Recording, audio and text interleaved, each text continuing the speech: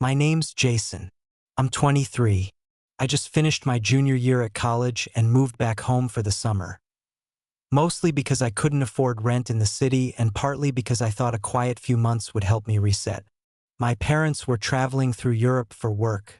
3 countries, 2 months, and zero chance of them coming back early. That meant I had the whole place to myself. Big empty house, full fridge, and the pool out back. The one they spent a fortune redoing last year with blue tiles and underwater lights. All mine. Or so I thought. It was around the 3rd week of June, one of those days where the air sticks to your skin and even the birds sound lazy. I woke up late, made myself a lazy breakfast, and headed out back with a cold drink and my phone. The plan was simple. Float, tan, and ignore the world. But when I opened the sliding glass door, someone was already in the pool. At first, I thought I was hallucinating. Long dark hair slicked back, sunglasses, a red one-piece suit, legs cutting through the water in slow, smooth strokes. It wasn't until she turned that I realized who it was. Marcy, our next-door neighbor. She and her husband, Dean, had moved in 5 or 6 years ago. She was probably late 30s, maybe early 40s, but I never asked.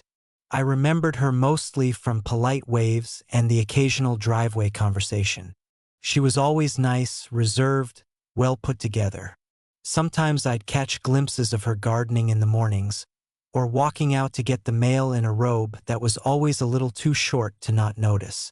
But this, my pool, was unexpected. She saw me and didn't flinch, just kept floating toward the edge like this was normal. "Didn't think you'd be home this early," she said casually, like I was the one intruding. I blinked. I live here." She smiled, pulling herself up to rest her arms on the concrete edge. "Exactly, which means we're neighbors. Sharing's polite." I didn't know what to say. I just stood there like an idiot while water rolled off her shoulders in slow, glistening streams. "I knocked," she added, as if that justified it. "Figured you were out." The gate was open. The gate, of course. I hadn't locked it since I got back. No one ever came in. Why would they? "Didn't mean to scare you," she said, tilting her head. "You looked like you saw a ghost. I just didn't expect anyone here." She pushed off from the wall, floated backward lazily. "Well, now you know." I sat down slowly at the edge of the deck, drink forgotten beside me. My brain told me I should say something, set a boundary, maybe, but the rest of me just watched her glide through the water, effortless and calm, like she belonged to the space more than I did. "You can get in," she said over her shoulder. "I don't bite." I laughed, unsure why. "Did Dean say it was okay for you to?" "Dean's out of town," she cut in, not looking back. "Golf tournament. He'll be gone till Monday." I nodded slowly. That answered nothing and everything. She swam a few more laps, then pulled herself out of the pool in one fluid motion. Water clung to her skin in long streaks. Her swimsuit darkened to nearly black where it was wet, hugging every inch of her. She didn't bother with a towel, just reached for her sunglasses and slipped them back on. "Well," she said, "thanks for the dip." "You're welcome," I offered. She smirked. "You're cute when you're confused." Then she was gone, through the gate, back to her yard like nothing had happened. That night I couldn't sleep. The air was too still. The memory of her body in the water, the way her voice wrapped around words like they were meant only for me, kept playing in my head like a loop. I tried to shake it off, told myself it was nothing, just a neighbor being friendly.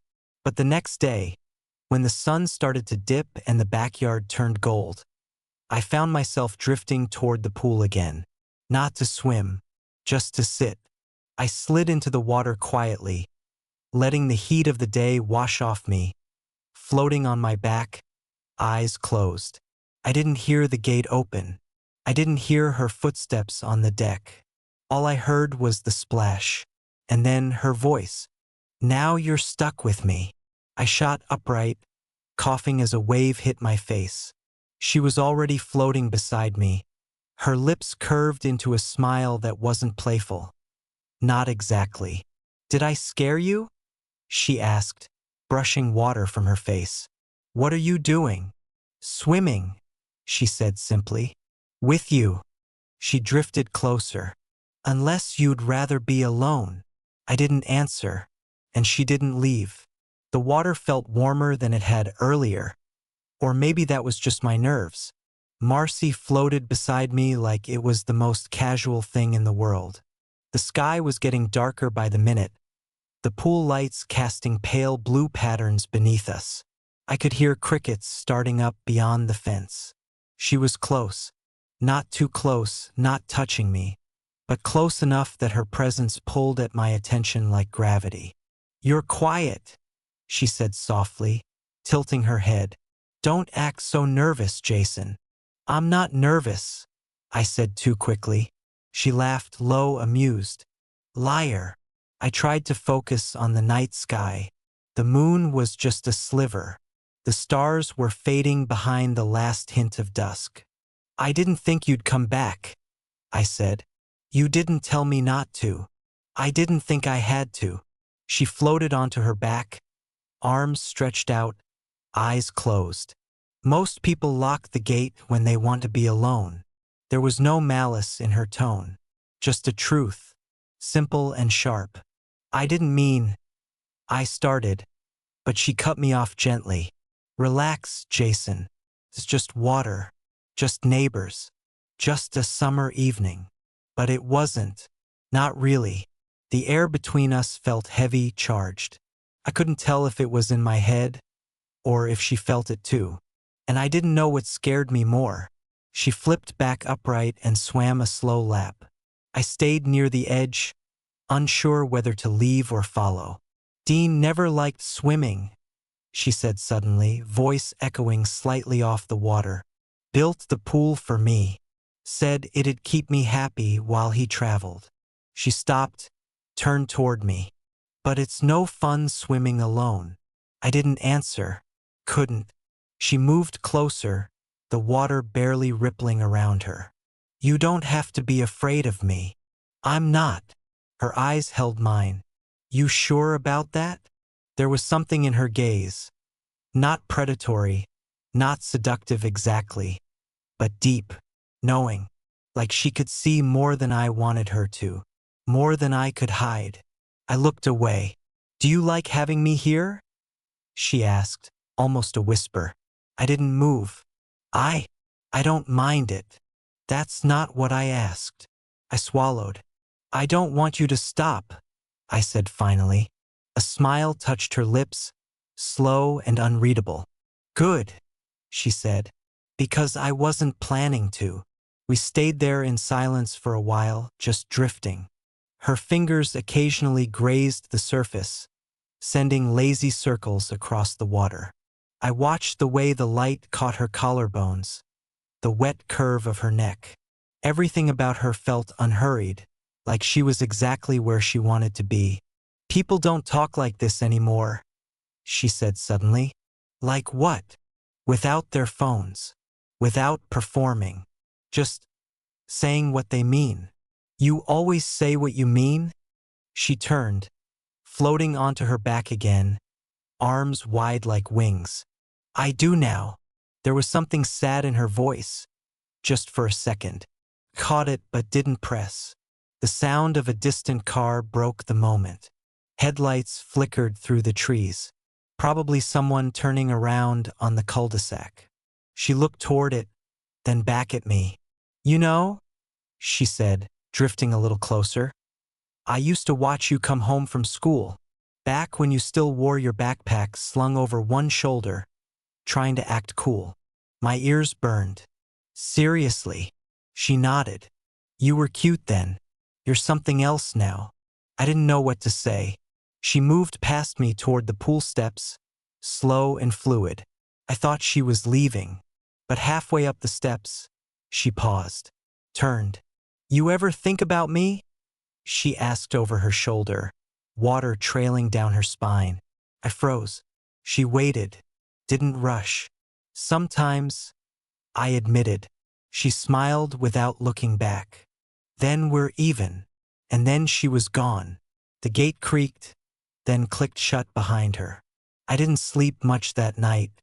I kept replaying the sound of her voice, the way she moved, the weight of her questions. I kept wondering if I should feel guilty, or stupid, or something else entirely. But all I felt was heat, like the summer was finally getting under my skin. The next morning, I half expected to see her again. Maybe she'd be waiting with a coffee in hand, or lounging on a deck chair like nothing had changed. But she didn't come. Not that day. Not the next. It was 3 days before I saw her again. At the edge of her lawn, trimming flowers, sunglasses on. She didn't wave, but she smiled. By the 4th day, I gave up pretending to wait for her. I told myself I didn't care, that what happened by the pool was just some strange one-off moment between neighbors. People said things they didn't mean when it was late and the water was warm. It didn't have to mean anything. But deep down, I was lying to myself. I caught myself glancing at her house every time I stepped outside. I paused at the window when I heard her car door shut. I lingered in the backyard longer than necessary, hoping to hear the gate creak again. Didn't. And yet, the tension didn't fade. If anything, it grew. Especially that evening when I finally saw her again.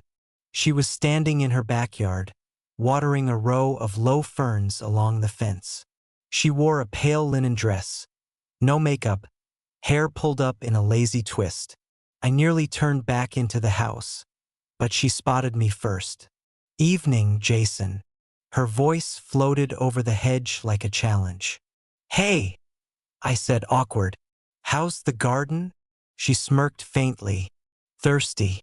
Like me." I blinked. I meant for iced tea," she added, holding up the glass in her hand. "What did you think I meant?" She knew what I thought. She let it hang in the air, then took a slow sip from the glass. "Busy week?" I asked, trying to reset. She shrugged. "Same old. Dean's back. Work's been dull. Just waiting for the next spark, I guess."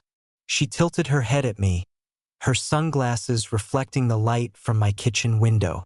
"I was beginning to think you were avoiding me."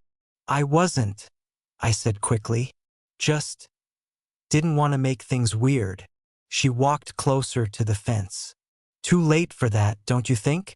I didn't answer. She watched me for a beat, then tapped a painted nail against the wooden post.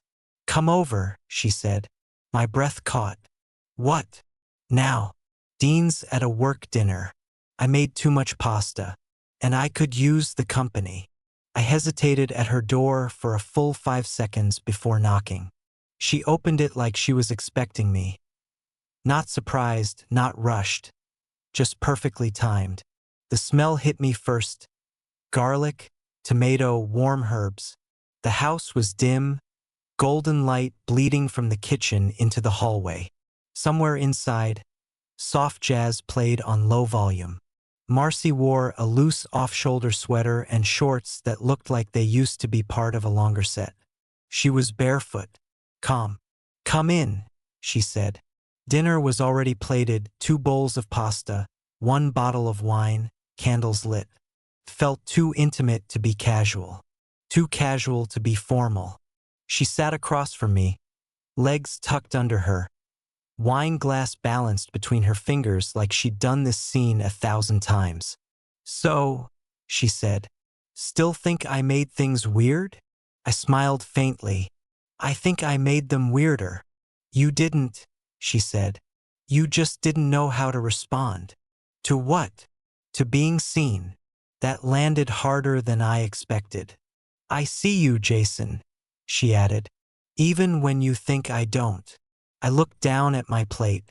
My appetite had evaporated. She stood and walked around the table. My breath caught, but all she did was refill my glass. Then, instead of returning to her seat, She leaned against the counter behind me.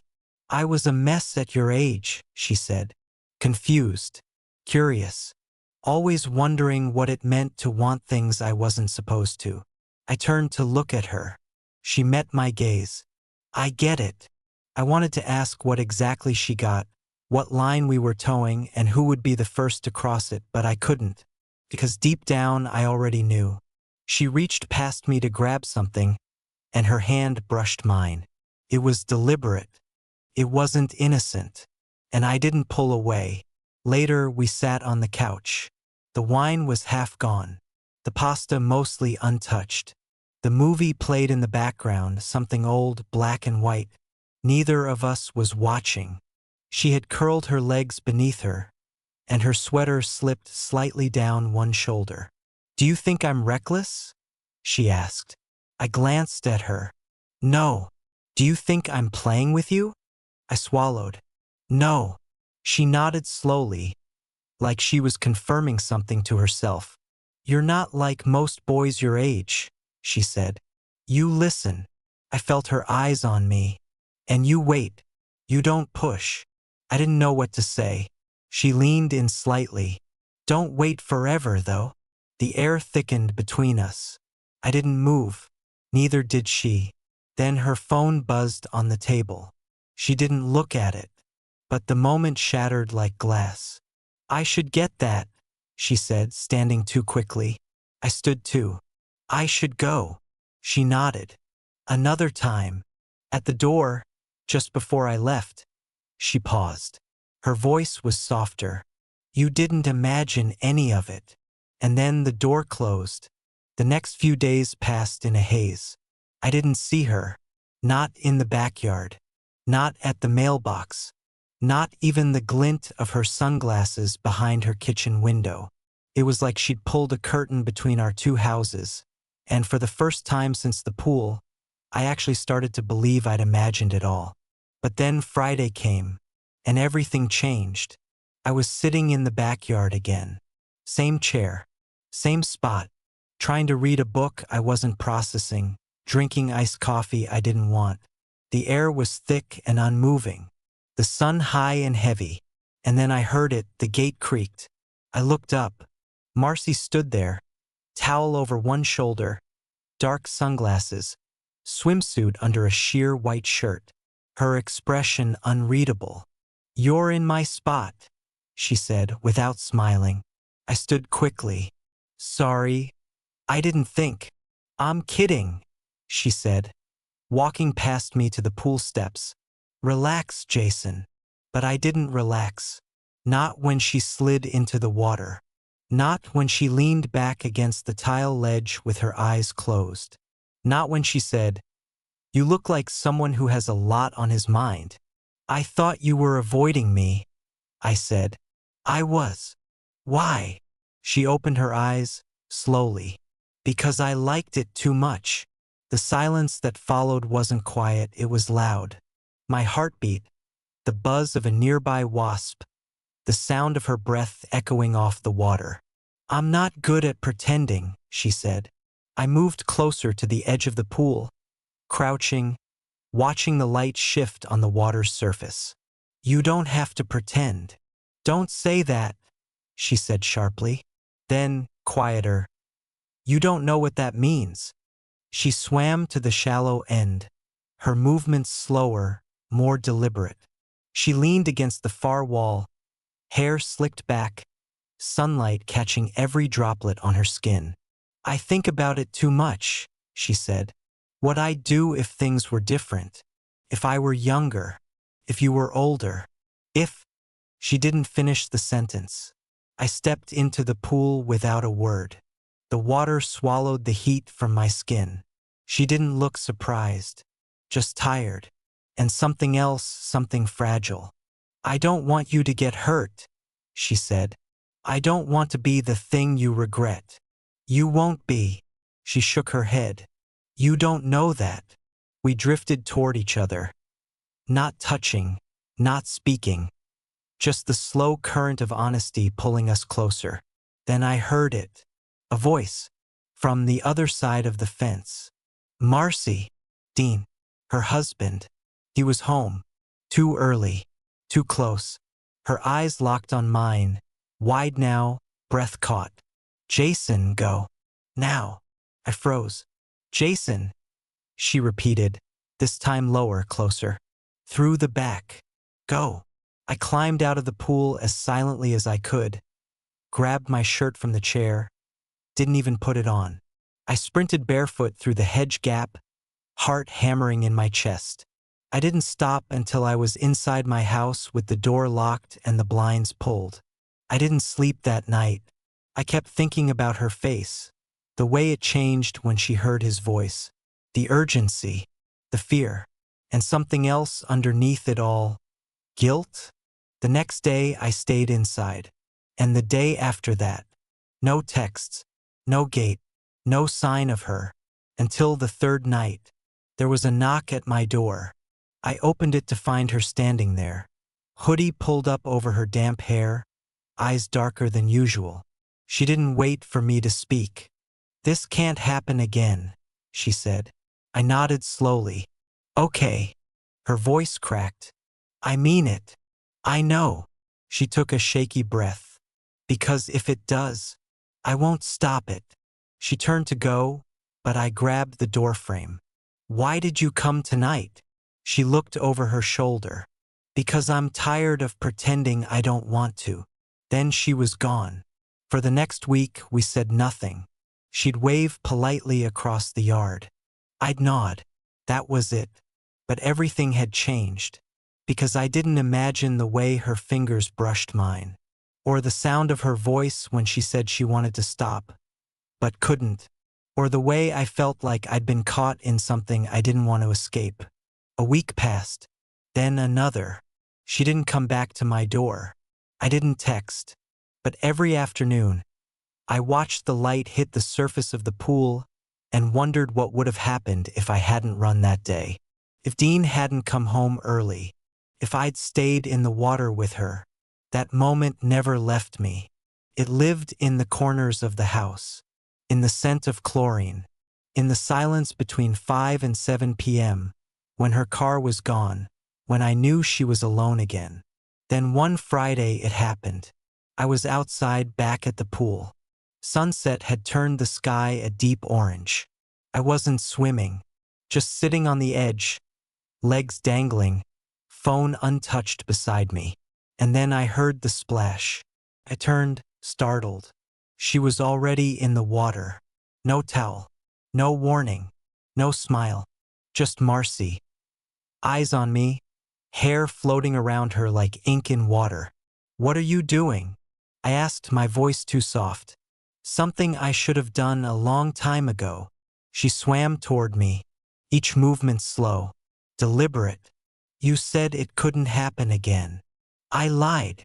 She stopped just a few feet away, arms resting on the ledge, her eyes level with mine. I tried to stay away. I tried to be smart, but it didn't help. I didn't want to push you. You didn't. That's why I came back. Silence. Then she said, "Do you want me here, Jason?" I didn't speak. I just nodded. She climbed out of the pool, dripping, eyes never leaving mine, and sat beside me, water trailing down her legs, her bare shoulder touching mine. For a long time, we didn't speak. Then she whispered, "You know this changes everything, right?" I know. I'm not sure what happens after this. Me neither. She looked at me. But I don't care anymore. And then she leaned in, not with hesitation, not with apology, but with intent. And I met her halfway. Later that night, as the house lay still and dark around me, I stared at the ceiling, the taste of chlorine and her lips still on my skin. My heart wasn't racing, it was heavy, full, scared, but not with regret, with the weight of what came next. The next morning, I saw Dean mowing the front yard. He waved. I waved back. My stomach twisted. I walked inside, closed the blinds, and sat on the edge of my bed, and found a note on my windowsill, folded once, still damp at the edge. It read, This time, don't make me wait. M. 3 weeks later, she sold the house. Dean got a job offer in Seattle. New company, new city. She said it was sudden. Said she was excited. But the look in her eyes said something else. On her last day, she rang my doorbell. I opened it. She didn't say hello. She just looked around the porch, stepped forward, and hugged me.